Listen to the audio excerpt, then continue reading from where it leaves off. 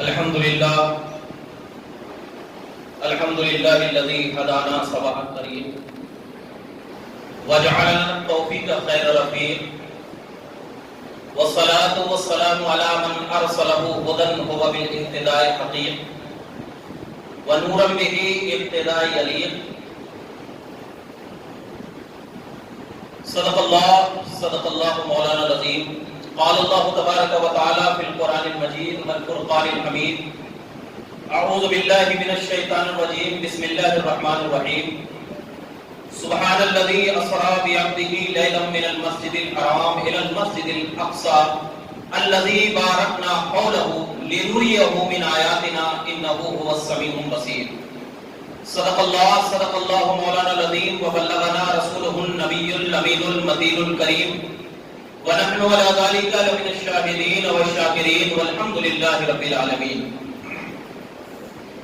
ان الله وملائكته يصلون على النبي يا ايها الذين امنوا صلوا عليه وسلموا تسليما. اللهم صل على سيدنا وشفيعنا حبيبنا مولانا محمد وبارك وسلم. صلاة وسلاما عليك يا رسول الله. صلاة وسلاما عليك يا نبي الله صلى الله تعالى عليه وسلم. حضرات گرامی،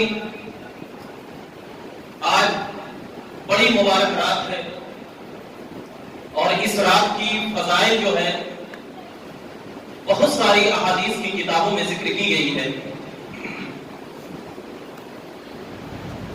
کہ اس رات میں بندہ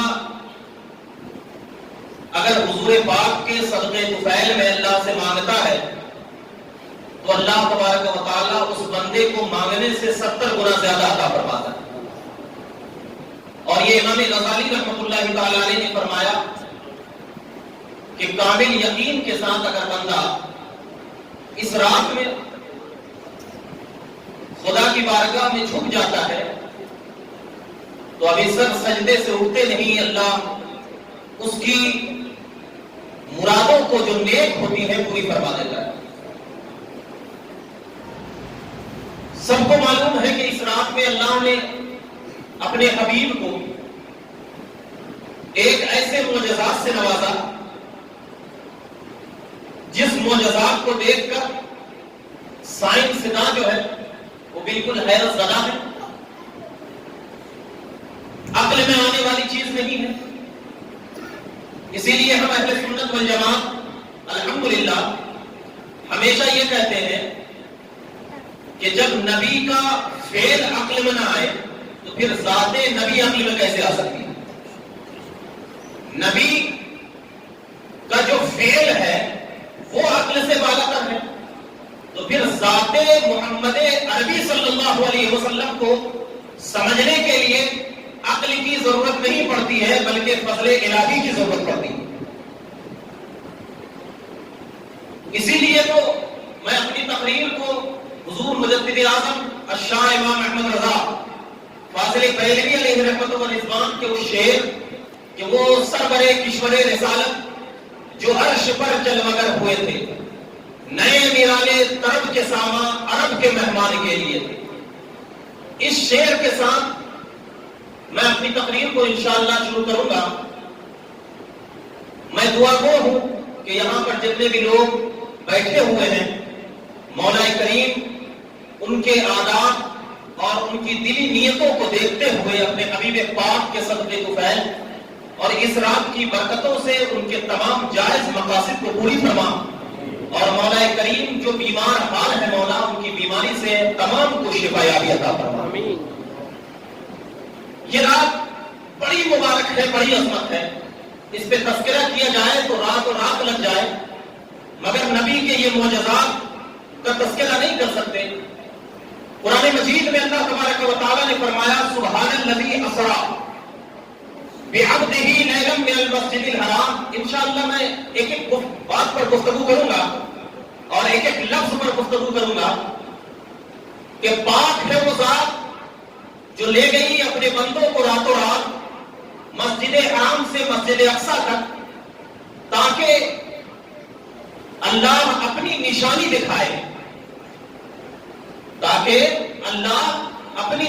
دکھائے اور اس لیے کہ ان تمام جگہوں میں علماء فرماتے ہیں کہ صرف مسجد اقصی کے ارد گرد برکتیں نہیں ہیں، جہاں جہاں سے مصطفیٰ کا گزر ہوا وہاں کے ارد گرد میں اللہ نے برکتیں رکھی ہیں۔ یہ علامہ آلوسی نے فرمایا۔ علامہ آلوسی فرماتے ہیں کہ الذی بارکنا حولہ کا جو لفظ ذکر کیا گیا ہے تو وہاں پر صرف اور صرف مراد جو ہے یہ مسجد اقصی کے ارد گرد نہیں ہے، کیونکہ مسجد اقصی کو پہلے سے برکت والا ہے، مسجد اقصی کو پہلے سے برکت والا ہے، کیونکہ نبی پاک سے پہلے جتنے بھی انبیاء آئے ساروں کا قبلہ مسجد اقصی رہا، ساروں کا قبلہ جو ہے وہ مسجد اقصی رہا، اور جس کا قبلہ مسجد اقصی تھا وہ تو آلریڈی برکت والا تھا۔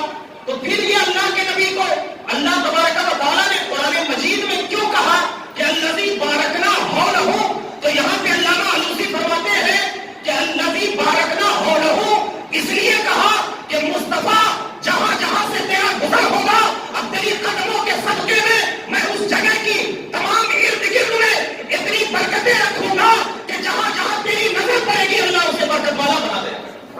یہ علامہ آلوسی نے فرمایا، یہ مصطفیٰ کی شان ہے، یہ آقا علیہ الصلوۃ والسلام کی عظمت ہے۔ بعض لوگ سرے سے کہتے ہیں کہ میرا جو نبی نہیں ہے، میں ان لوگوں کی طرف نہیں جاتا وہ برکت سے خالی ہے، بس اتنا کہہ دوں گا، لیکن جسے برکت چاہیے، جسے عظمت چاہیے، جسے برکتوں کی روشنی اپنے دلوں میں چاہیے، وہ ہوگا یہ کہ اللہ تبارک و تعالیٰ کے جو کرم اور جو فضائل اللہ نے قرآن مقدس میں ذکر فرمائے ہیں، ہم ان برکتوں کو اپنے سینے میں لے کر کے چلیں گے انشاءاللہ تبارک و تعالیٰ۔ اگر یہ برکتیں ہمارے سینوں میں رہیں گی تو انشاءاللہ ہم دنیا میں بھی کامیاب رہیں گے اور آخرت میں بھی کامیاب رہیں گے۔ اور ایک بات ذہن رکھیں کہ میں یہاں سے تقریر ختم کر کے چلا جاؤں گا، لیکن ایک بات ذہن رکھیں کہ اللہ کے نبی صلی اللہ علیہ وسلم ارشاد فرماتے ہیں، بہقی شریف کی حدیث پاک ہے، اللہ کے نبی نے فرمایا کہ جو شب معراج کی رات 12 رکعت نوافل پڑھے گا، دو رکعت کر کے، یہ ذہن میں رکھیں، دو رکعت کر کے 6 سلام کے ساتھ 12 رکعت نوافل پڑھے گا اور اس کے دوسرے دن وہ روزہ رکھے گا تو اللہ تبارک و تعالیٰ 1000 سال کی عبادتوں کا ثواب عطا فرمائے گا۔ اور اس روایت کو امام غزالی نے احیاء العلوم میں، امام احمد رضا خان فاضل بریلوی علیہ رحمت و رضوان نے فتاوی رضویہ میں، اور علامہ جلال الدین سیوطی علیہ رحمہ نے تفسیر در منصور میں بھی ذکر فرمایا ہے۔ اب کچھ لوگ ہیں جو کہتے ہیں کہ اس کا ثبوت نہیں ملتا ہے، میں ان لوگوں کی عقل پر تھوکتا ہوں جو عبادت کو ثبوت کے طور پر چلتے ہیں۔ ذرا بتاؤ کہ نفل عبادت کرنے کے لیے کون سی ثبوت کی ضرورت پڑے گی؟ ارے نفل عبادت خدا کی بارگاہ میں ہم کریں گے اور اللہ کی بارگاہ میں جھکیں گے تو اس جھکنے کا بھی ہمیں ثبوت ہے۔ یہ ثبوت تو میں نے دیا، ثبوت تو دیا، لیکن اگر کوئی انسان پوری رات عبادت کر رہا ہے، پورا دن عبادت کر رہا ہے، اور اس کے بعد ہم پوچھیں گے کہ تو کیوں عبادت کر رہا ہے، کیا فائدہ ہے، تو وہ کہے گا کہ تو نادان لگتا ہے کیا، میں اللہ کی بارگاہ میں عبادت کر رہا ہوں اور اس سے تو روک رہا ہے، اس سے تو روک رہا ہے۔ خدا نہ، ہمارے جو نوجوان بچے ہیں، خاص کر ان لوگوں کے لیے یہ میں بتانا چاہتا ہوں کہ آج کے لوگ کچھ جگنے کی رات مناتے ہیں، جگنے کی رات مناتے ہیں، اور اس جگنے کی رات کو 11 بجے تک 10 بجے تک جتنی دیر تقریر رہی آ جاتے ہیں، اور اس کے بعد گاڑیوں کو لے کر کے ادھر ادھر پورے شہر میں کیا ہے دیکھتے ہیں کہ کہاں پر کون سی دکان کھلی ہے، وہاں پر جا کر کے کھائیں گے اور پوری رات گزار دیں گے، اور اس کے بعد جب فجر کا وقت ہوگا تو فجر کے وقت سے آدھا گھنٹہ پہلے جا کر کے سو جائیں گے، جا کر کے سو جائیں گے۔ میں بتاتا چلوں کہ اللہ تبارک و تعالیٰ کے رسول صلی اللہ علیہ وسلم نے ارشاد فرمایا کہ اگر پوری رات جاگنے کی وجہ سے فجر کی نماز چھوٹنے کا ڈر ہو تو پوری رات جاگنا تمہارے لیے بالکل حرام و ناجائز ہے۔ پوری رات جاگنا کیا ہے؟ حرام و ناجائز ہے۔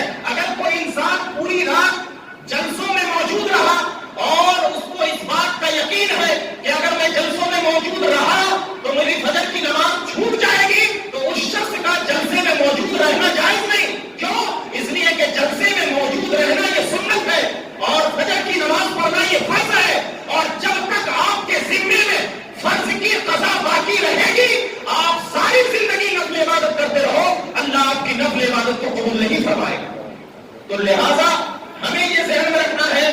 یہ رات جو ہے ہمارے لیے برکت والی رات ہے، عبادت والی رات ہے، عظمت والی رات ہے، اور نبی کے معجزات کو تذکرہ کر کے آپ کی محبت کو اپنے سینے میں رکھنے والی رات ہے. تو اگر آپ کے ذمے میں کوئی قضا نماز ہے تو آپ ساری رات اس رات میں قضا نماز کو پڑھیں. اللہ قضا کا بھی ثواب دے گا اور اس کے بعد نفل کا بھی اللہ تعالیٰ ثواب عطا فرمائے. یہ چند باتیں جو آپ کے لیے میں ذکر کر رہا تھا. آج معراج کی رات کہا جاتا ہے. اکثر محدثین کا اس بات پر اتفاق ہے کہ 27 رجب المرجب کو معراج ہوئی. اکثر محدثین، بعض کا اختلاف ہے، بعض نے رمضان میں کہا ہے، بعض نے ربیع الثانی کا ذکر فرمایا ہے، لیکن اکثر جو محدثین ہیں ان کا یہ ہے کہ معراج جو ہے وہ 27 رجب المرجب کی شب کو ہے. اور یہ 27 رجب المرجب کی شب اس لیے ہے کہ رات میں کرانے کا مقصد اس لیے ہے کہ اللہ تبارک و تعالیٰ نے قرآن مجید میں کئی جگہ ارشاد فرمایا کہ دن کو رات پر فضیلت عطا فرمائی. دن کو جو ہے رات پر فضیلت عطا فرمائی ہے.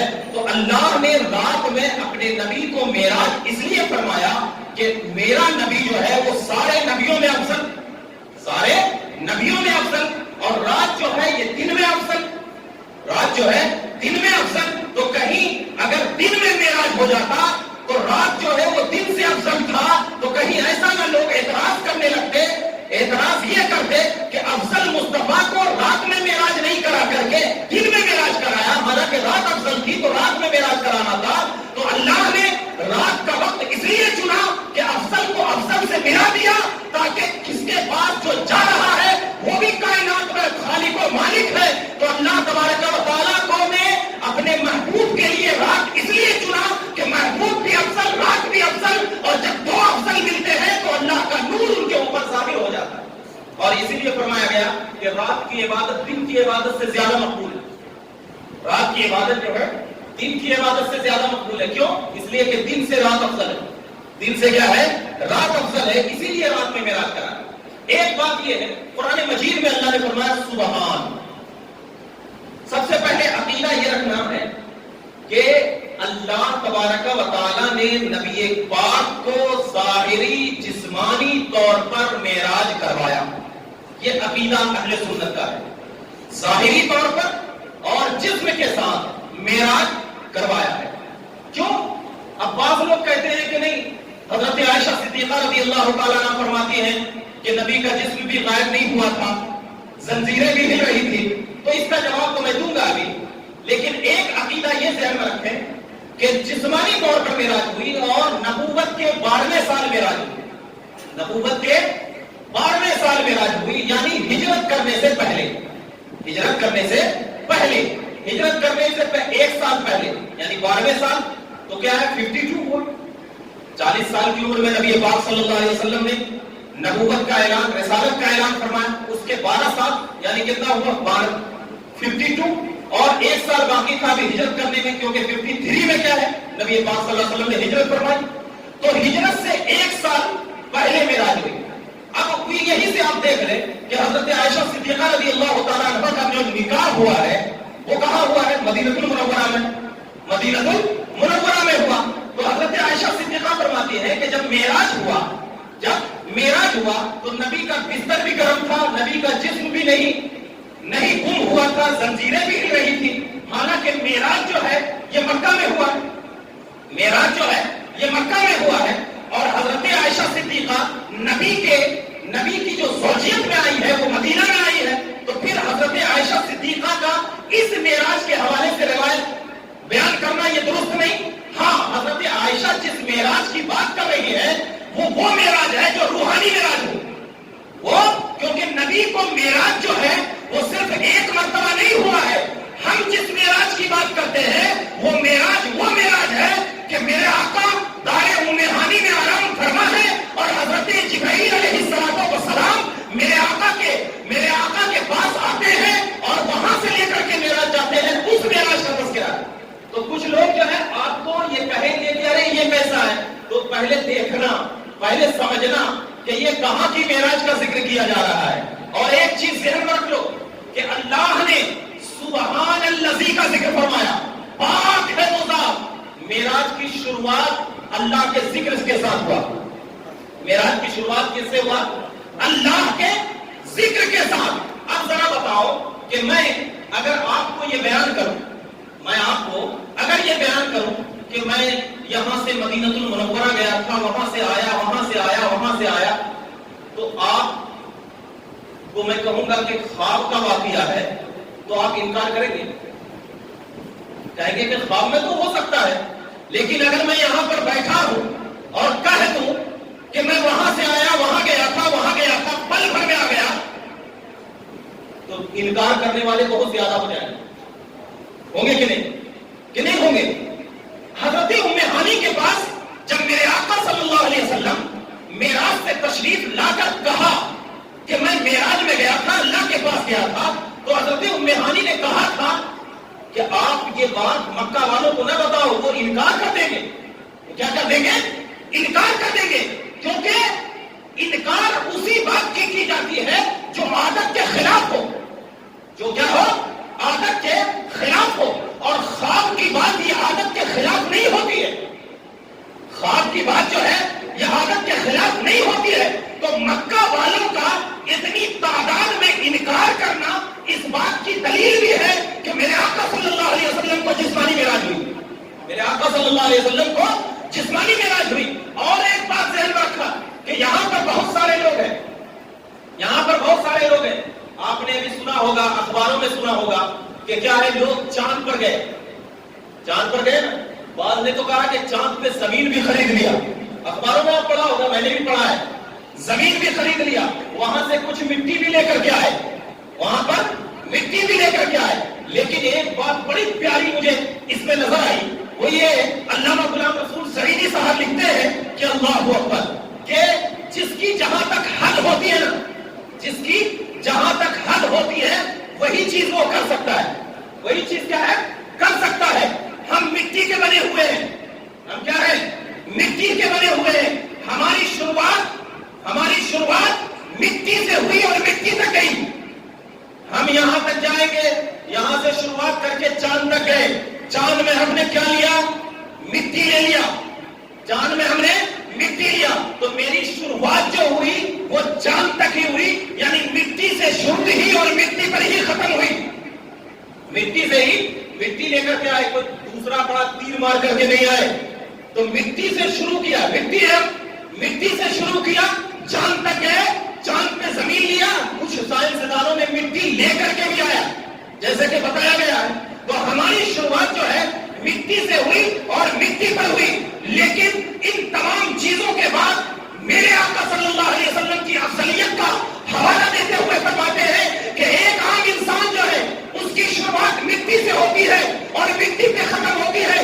لیکن اللہ کے رسول صلی اللہ علیہ وسلم کی افضلیت اور فضیلت کا یہ عالم ہے کہ ان کی شروعات جب ہوتی ہے تو حضرت جبرائیل جو نور کے ہیں وہ آتے ہیں، سینے مبارک کو چاک کیا جاتا ہے. حضرت انس فرماتے ہیں میں نے سینے مبارک کے اوپر دیکھا کہ نشان لگے ہوئے تھے.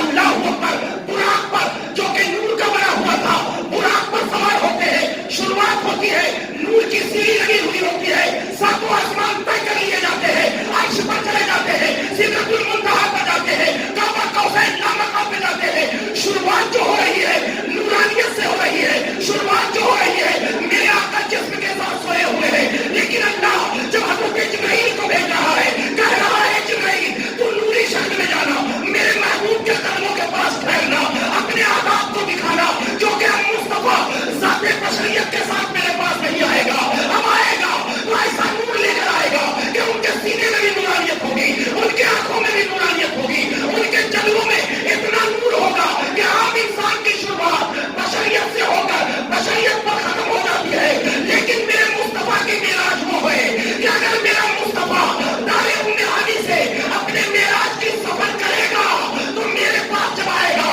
تو میں ان کے سینوں میں اتنا نور ڈالوں گا کہ سمتنا فتح اللہ آقا قوسین کہہ کے ان کے سینوں میں اتنی حیرت ڈالوں گا کہ اللہ کہے گا کہ ما زاغ البصر وما طغى.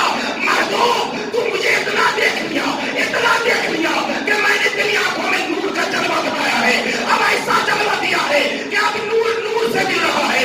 اب تیری آنکھیں نہ ادھر جھکے گی نہ ادھر جھکے گی، اب نور نور میں چمکتا ہوا نظر. عام انسان کی شروعات کیا ہے؟ مٹی ہے لیکن مصطفیٰ کی شروعات نور ہے.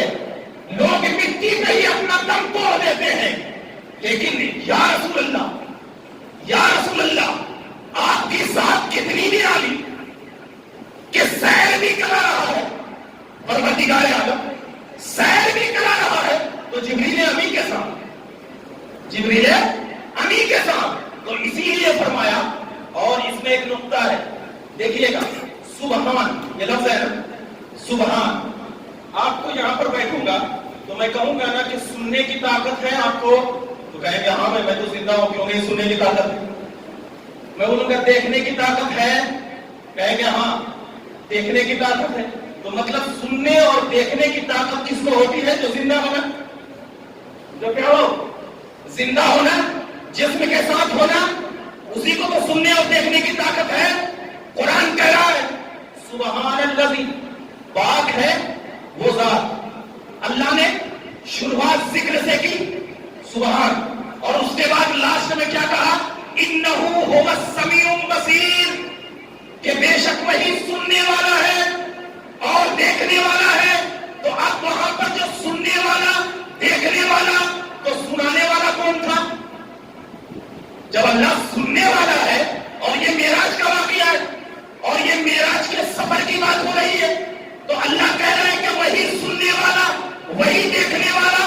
تو میں پوچھوں گا یا خدا، تو سننے والا ہے، تو دیکھنے والا ہے، لیکن سنانے والا کون؟ تو وہی تو بات ہو گئی کہ محبوب کیا لے کر آیا ہے. تو محبوب نے کہا تحیات للہ والصلوات والطیبات. تو اللہ کے رسول بول رہے ہیں، خدا سن رہا ہے. اللہ کے رسول بول رہے ہیں اور خدا سن رہا ہے. اور سننا اور سنانا یہ کس کی صلاحیت ہے؟ جو جسم کے ساتھ ظاہری طور پر ہو، ظاہری طور پر ہو. ورنہ اگر ظاہری طور پر نہیں ہے تو قرآن ہی ہمیں بتا رہا ہے کہ مصطفیٰ کو جو معراج ہوئی وہ روحانیت میں نہیں بلکہ جسمانیت میں ہوئی ہے. اور یہی جسمانیت اشارہ کر رہا ہے کہ الذی بارکنا حولہ سے پہلے کہ سبحان الذی اسریٰ بعبدہ، اللہ جو سیر کرایا اپنے بندے کو. اپنے لوگ یہاں پر کہتے ہیں کہ بعبدہ کا ذکر فرمایا، بے رسول ہی کا ذکر کر دیتے، بعبدہ ڈائریکٹ مراد ہو جاتا. تو یہاں پر علماء نے تین تشریح فرمائی. تین تشریح. ایک تشریح یہ ہے کہ عبد کہتے ہیں، عبد کہتے ہیں کہ جو بندوں کی خبر کو لے اور خدا تک پہنچائے. عبد کس کو کہتے ہیں؟ جو بندے کی خبر کو لے اور خدا تک پہنچائے. اور رسول اس کو کہتے ہیں جو خدا کی بات کو لے اور بندوں تک پہنچائے. جو خدا کی بات، اسی لیے تو بولتے ہیں نا کہ رسول جتنے ہیں 316 کم و بیش جتنے بھی ہوں. اب رسول جو آئے نئی شریعت، نیا دین لے کر اللہ کی طرف سے، اب جب آئے لے کر کے جو آئے، تو اب جب لے کر کے آئے تو اللہ کی طرف سے جو چیز لے کر آئے اسے رسول. اور اب کس کو کہتے ہیں؟ جو بندوں کی بات کو خدا تک پہنچائے اس کو اب، اس کو کیا کہا جاتا ہے؟ اب. اور عبد کی تعریف علامہ زاہدی رحمۃ اللہ علیہ فرماتے ہیں کہ عبد اس کو کہا جاتا ہے کہ جس کے اندر جسم اور روح دونوں بیک وقت موجود ہو. جسم اور روح دونوں کیا ہے؟ بیک وقت موجود ہو. تو اللہ سبحان الذی اسریٰ بعبدہ کہہ کر، سبحان الذی اسریٰ بعبدہ کہہ کر اس بات کی طرف اشارہ کیا ہے کہ محبوب میں اپنے پاس تجھے اس لیے بلا رہا ہوں کہ میں تجھے نماز جیسی عبادتیں دوں گا، کیونکہ تو بندوں کی حاجتوں کو لے کر آ رہا ہے، بندوں کی حاجتوں کو لے کر آ رہا ہے. تو یہاں پر بعبدہ کا لفظ ذکر کر کے اس بات کی طرف اشارہ فرما دیا کہ اللہ کے رسول جو ہے معراج میں بھی جا رہے ہیں تو بندوں کی حاجتوں کو اپنے سینوں میں لے کر جا رہے ہیں کہ میں کو اللہ، میں اکیلا نہیں بلکہ سارے جتنے بھی تیرے بندے ہیں میں ساری کی حاجتوں کو لے کر کے میں آ رہا ہوں. اب یہاں پر میں بتاتا چلوں کہ سارے بندوں کی حاجتیں کیسے معلوم ہوئی رسول کو.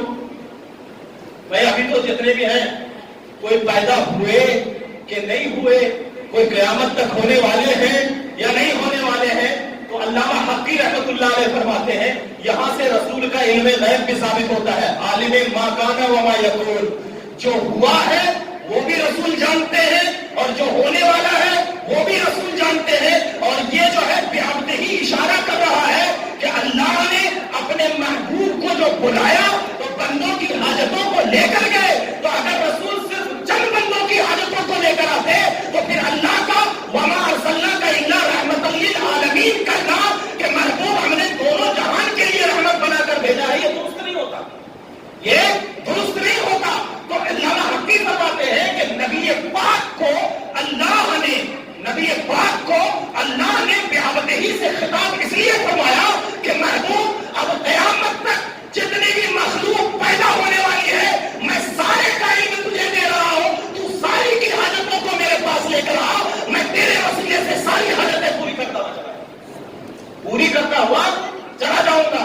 تو یہ سبحان الذی اسریٰ کے اسرار ہے، رموز ہے، اور یہ وہی شخص سمجھتا ہے نا جس کے دل میں نبی کی محبت ہوتی ہے.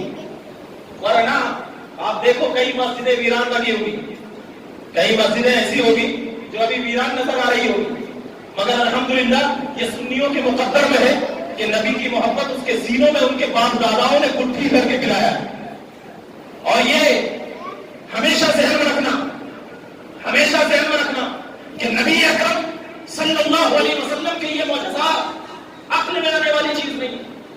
عقل سے کبھی بھی فیصلہ نہ کرنا، کیونکہ عقل جہاں پر ختم ہوتی ہے وہاں پہ مصطفیٰ کے معجزات کی شروعات، جہاں پہ عقل ختم. اسی لیے تو فرمایا کہ جبرائیل علیہ السلام جب نبی کی بارگاہ میں آئے 3 مرتبہ نبی پاک کا سینہ چاک کیا گیا، 3 مرتبہ. ایک بچپن میں جب آپ 3 سال یا 5 سال کے تھے، حضرت جبرائیل آئے، اور اس کے راوی حضرت ابو ذر ہیں، فرماتے ہیں کہ جب نبی آئے کھیل رہے تھے چند بچوں کے ساتھ، تو اچانک آئے نبی کو دکھایا صلی اللہ علیہ وسلم اور سینہ چاک کیا گیا، اور وہاں سے گندے خون کا لوتھڑا نکال دیا گیا. لوتھڑا اس وقت علامہ ابن حجر اسقلانی فرماتے ہیں گندے خون کا لوتھڑا. بچے کھیل رہے تھے، دوڑتے ہوئے ان کی رضائی والدہ حضرت حلیمہ سعدیہ رضی اللہ تعالیٰ عنہا کے پاس گئی، کہا کہ محمد عربی صلی اللہ علیہ وسلم کو کسی نے قتل کر دیا، چلے جلدی چلے. بچے آئے تو دیکھا کہ اللہ کے نبی صلی اللہ علیہ وسلم کا چہرہ متغیر ہو گیا، بدل گیا ہے. حضرت ابو ذر غفاری فرماتے ہیں واللہ لا اقسم، قسمیہ کہتے ہیں، قسم خدا کی جب نبی پاک صلی اللہ علیہ وسلم کا سینہ چاک کیا گیا تو میں نے بڑے ہونے کے بعد اللہ کے نبی صلی اللہ علیہ وسلم کے سینے میں وہ نشان مبارک دیکھا جو آپ کو چاک کر کے سینا گیا تھا.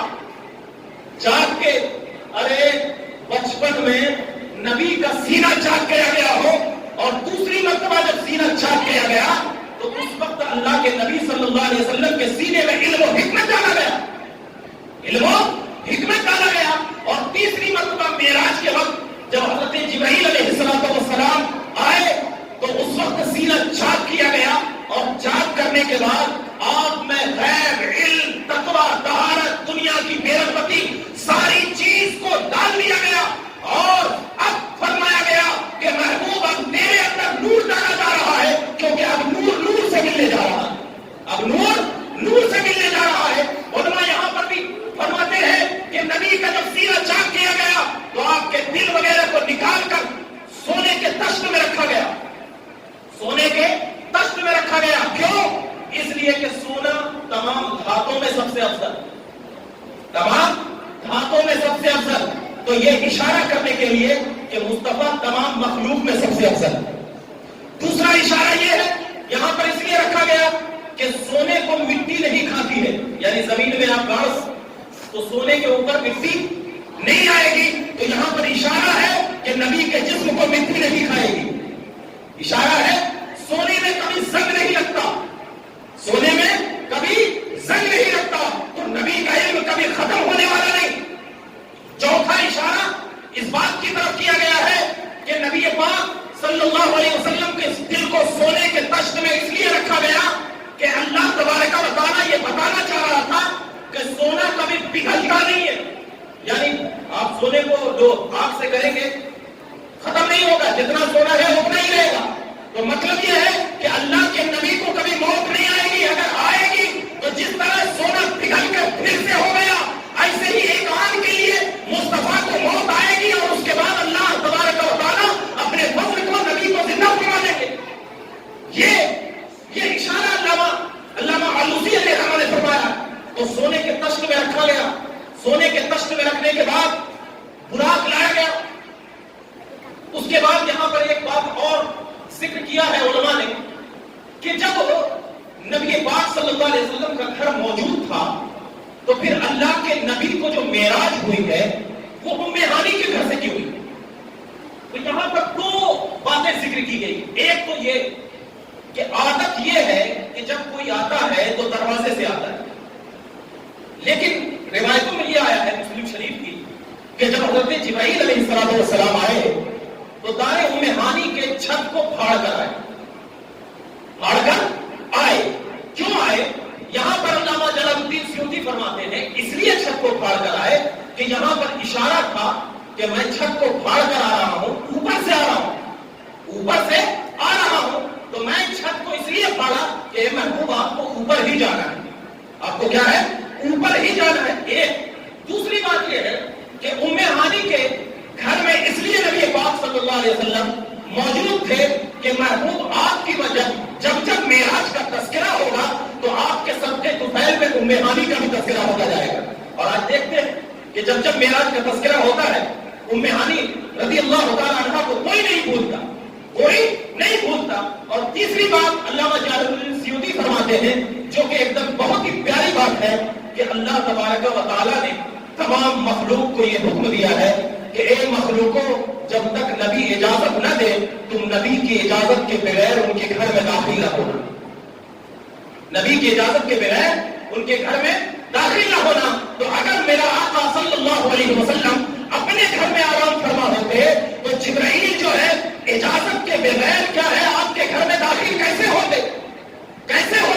اور یہاں پر ایک لطیف اشارہ ہے کہ اللہ کے نبی صلی اللہ علیہ وسلم کو یہ اشارہ فرما دیا گیا تھا کہ آپ اس دن اپنے گھر میں نہیں بلکہ کیا ہے آپ ام ہانی کے گھر میں تشریف رکھیں تاکہ جبرائیل آئے تو ان کو ادب کا بھی موقع مل جائے اور آپ کی خدمت کا بھی موقع مل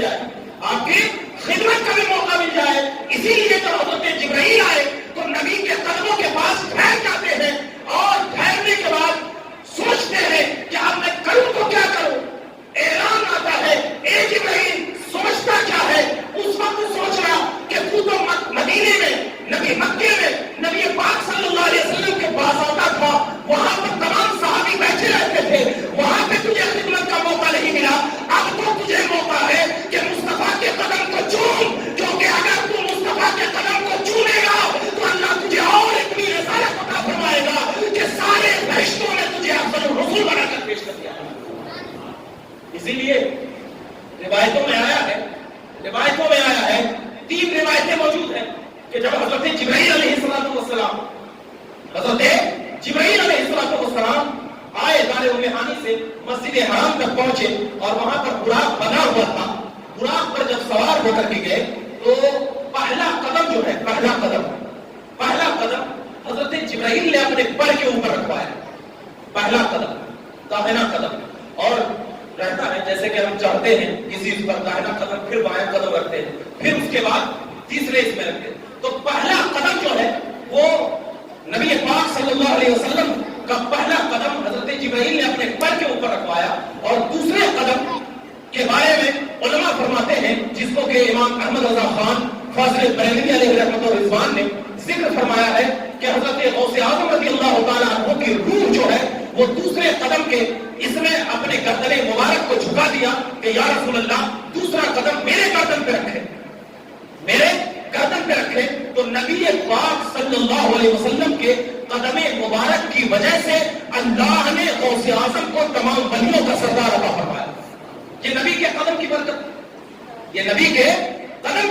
تھی کہ اللہ نے غوث اعظم کو تمام ولیوں کا سردار بنایا اور ایسا سردار بنایا کہ نبی نے وہاں قدم رکھا، غوث پاک نے یہاں تمام ولیوں کی گردن پہ قدم رکھا. وہاں نبی نے قدم رکھا غوث اعظم کی گردن پہ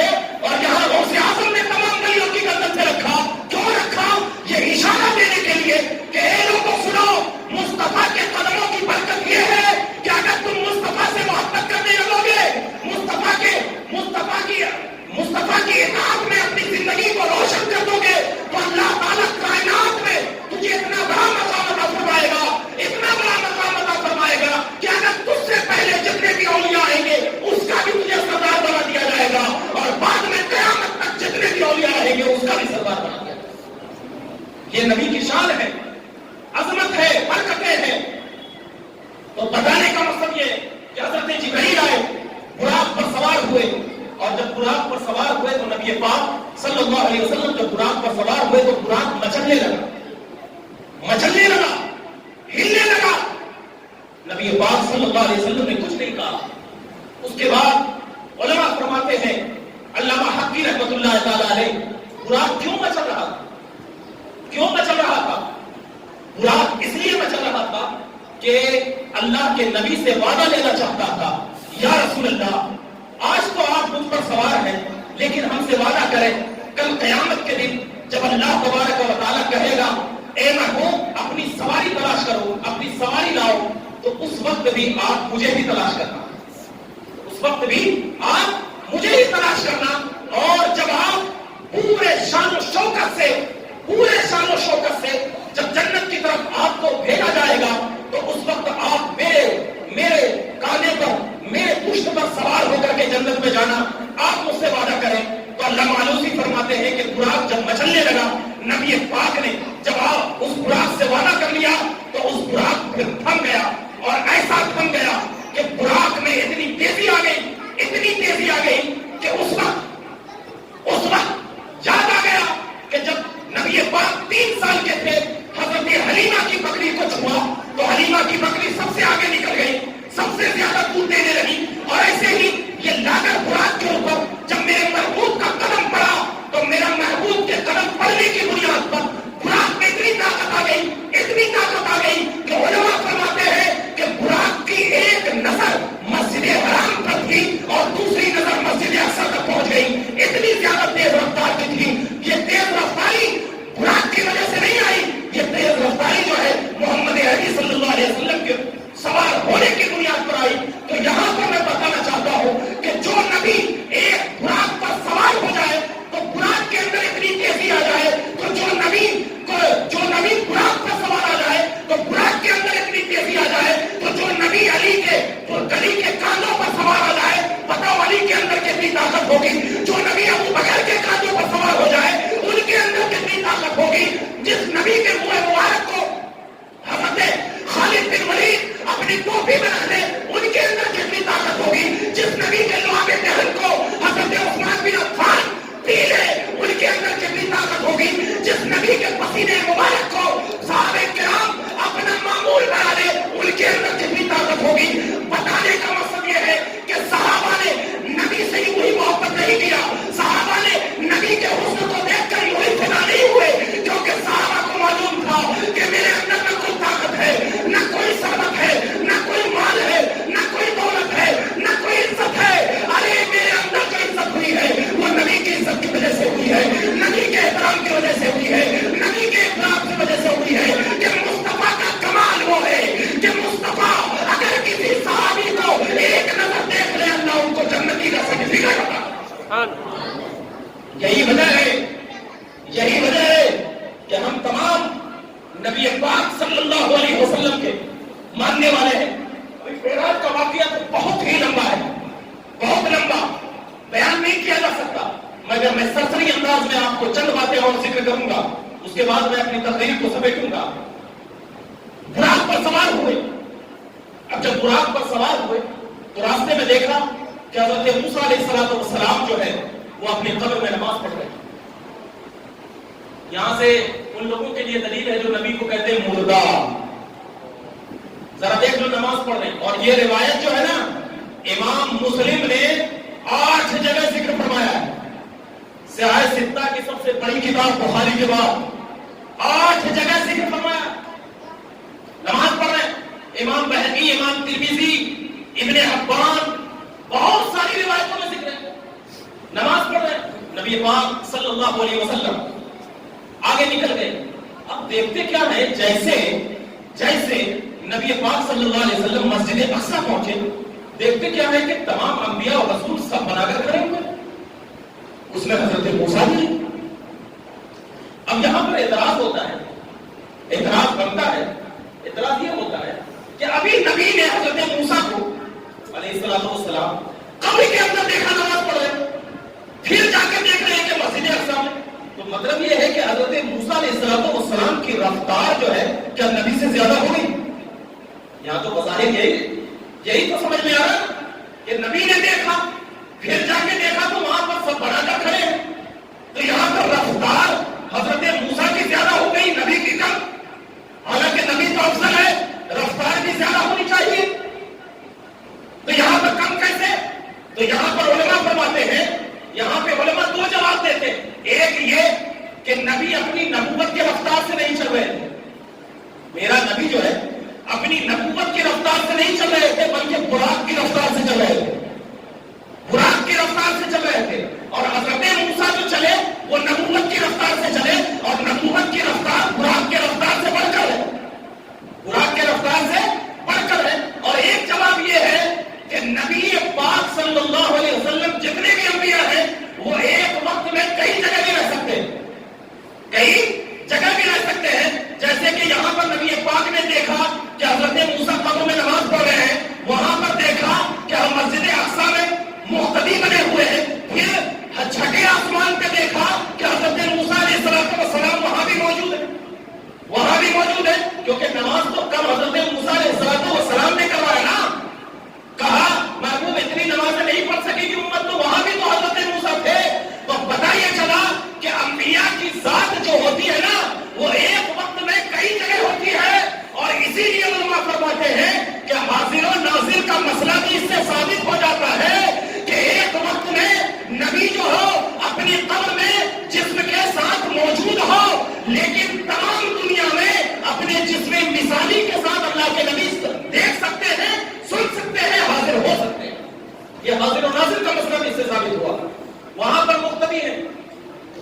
اب جب نبی پاک صلی اللہ علیہ وسلم مسجد اقصیٰ میں نماز پڑھا، تمام لوگ کے، پھر اللہ کے نبی صلی اللہ علیہ وسلم نے براق کو وہاں پر باندھ دیا اور براق کو چھوڑ دیا، باندھ دیا، براق کو چھوڑ دیا، جنت سے سیڑھی آئی جس کو کہ نور کی سیڑھی کہا جاتا ہے، اسی کو عربی میں کہتے ہیں معراج، عارجہ یا عارجوں کا معنی ہوتا ہے سیڑھی، معراج سیڑھی، جنت سے سیڑھی آئی گئی، نبی پاک صلی اللہ علیہ وسلم اس سیڑھی کے بارے میں فرماتے ہیں کہ میں نے اتنی خوبصورت مخلوق آج تک دیکھی نہیں، اتنی خوبصورت سیڑھی، جب سیڑھی آئی، سیڑھی آنے کے بعد آسمان دنیا تک وہ سیڑھی محدود رہی، آسمان دنیا تک وہ سیڑھی کیا ہے؟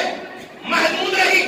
اب آسمان دنیا تک وہ سیڑھی کو چھوڑ دیا گیا، اب پہلے آسمان سے لے کر کے 7ویں آسمان تک، پہلے آسمان سے لے کر 7ویں آسمان تک حضرت جبرائیل نبی کے قدموں میں گرے، کہا یا رسول اللہ مکہ تھا وہاں پر تو میں اتنے آداب نہ دکھا سکا، اب یہاں تو میری دنیا ہے، فرشتوں کی دنیا ہے، یہاں پہ تو کچھ آداب دکھانے دے، یہاں پہ تو کچھ آداب دکھانے دے۔ اللہ کے نبی صلی اللہ علیہ وسلم نے کہا ٹھیک ہے۔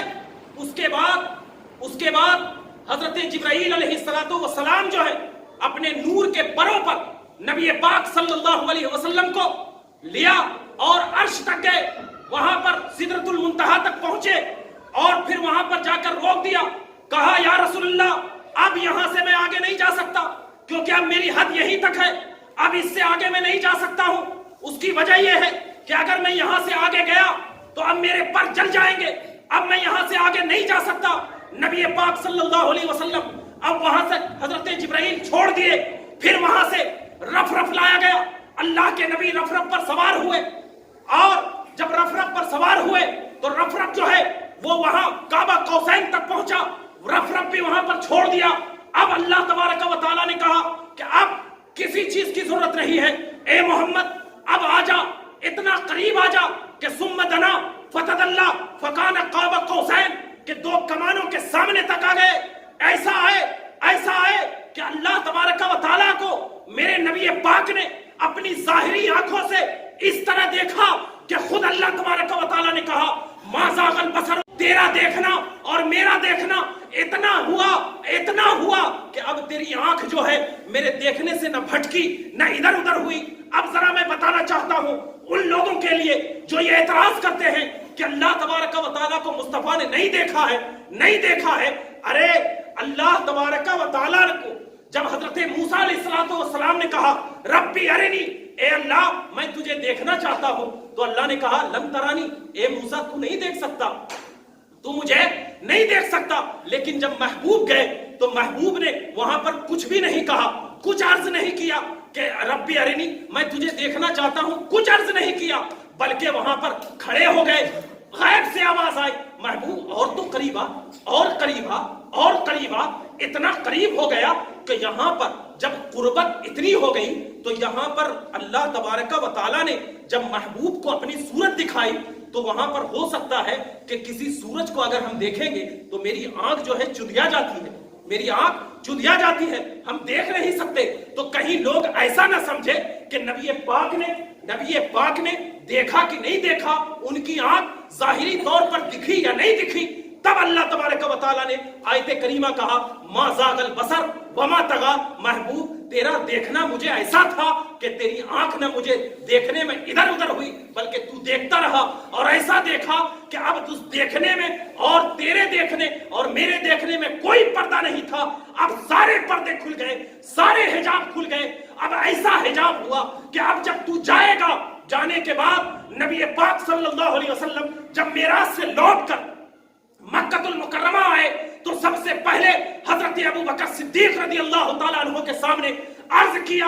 حضرت ابوبکر صدیق نے آپ صلی اللہ علیہ وسلم کی باتوں کو مان لیا، جیسے ہی مانا غیب سے آواز آئی صدیق، آج سے تیرا لقب صدیق اکبر پڑ جاتا ہے۔ کیوں؟ اس لیے کہ سب سے پہلے تو نے معراج کی تصدیق فرمائی ہے، تو کائنات میں سب سے پہلے معراج کی اگر کسی نے تصدیق فرمائی تو حضرت صدیق اکبر ہے۔ اور اسی بنیاد پر علماء فرماتے ہیں کہ جیسے معراج کی تصدیق حضرت صدیق اکبر نے فرمائی تھی، اسی وقت سے اللہ تبارک و تعالیٰ نے انہیں صدیق اکبر کا لقب عطا فرمایا۔ تو مسلمانوں، یہ معراج بڑی عظمت والی ہے، بڑی برکت والی ہے، اور اس معراج کی رات میں ہم تمام صلاۃ التسبیح ہو، نوافل ہو، لیکن ایک بات ذہن میں رکھیں کہ اگر کسی کے ذمے میں قضا نماز ہے تو ہم اس قضا نماز کو پورا کریں۔ اور سب سے پہلے حقوق العباد، اگر آپ نے کسی بندے کا دل دکھایا ہے، کسی کو تکلیف دی ہے، کسی سے کوئی مال ہڑپا ہے، یا کسی کو گالیاں دی ہے، یا کسی سے ڈاکہ ڈالا ہے، چوری کیا ہے، یعنی بندوں کا دل دکھایا ہے، تو آپ پوری رات اللہ کی بارگاہ میں عبادت کر لو، لیکن جب تک بندہ آپ کو معاف نہیں کرے گا آپ کی کوئی حقوق اللہ قبول نہیں ہوگی۔ تو سب سے پہلے حقوق العباد ہے، اور حقوق العباد جب تک ادا نہیں کرو گے نا تو آپ کچھ بھی نہیں کر سکو گے۔ لہٰذا یہ رات مغفرت کی رات ہے، نعمت کی رات ہے، اور اس رات میں اللہ نے ہمیں نماز جیسی بڑی عبادتوں سے نوازا ہے، اور ایسی عبادتیں جو ساری عبادتوں میں افضل ہے، یہاں تک کہ حج سے بھی افضل، زکوٰۃ سے بھی افضل، روزے سے بھی افضل، سب سے افضل نماز ہے۔ تو ہمیں اس کی پابندی کرنا ہے، اس رات میں عبادتوں ریاضت سے گزارنا ہے، اور ایک دوسرے سے معافی طلب کرنا ہے، اللہ کی بارگاہ میں جھکنا ہے۔ اگر قضا نمازیں ہیں تو اس کو پوری کرنا ہے، اور جو خوش نصیب ہیں جن کے ذمے میں قضا نہیں ہے تو وہ نوافل ادا کرے، اللہ کی بارگاہ میں قرب حاصل کرے۔ میں دعا گو ہوں کہ مولا تعالیٰ ہم تمام کو اس رات کی بڑی برکتیں عطا فرمائے، بڑی نعمتیں عطا فرمائے، اللہ اپنا فضل عطا فرمائے، اپنی محبت عطا فرمائے۔ یا اللہ ہم تمام کے گناہوں کی بخشش فرما، نبی پاک کے صدقے میں ہمیں نعمتوں سے نواز، اور ہم تمام کو اس بڑی برکت والی رات میں ہمارے گناہوں کی بخشش فرما۔ وآخر دعوانا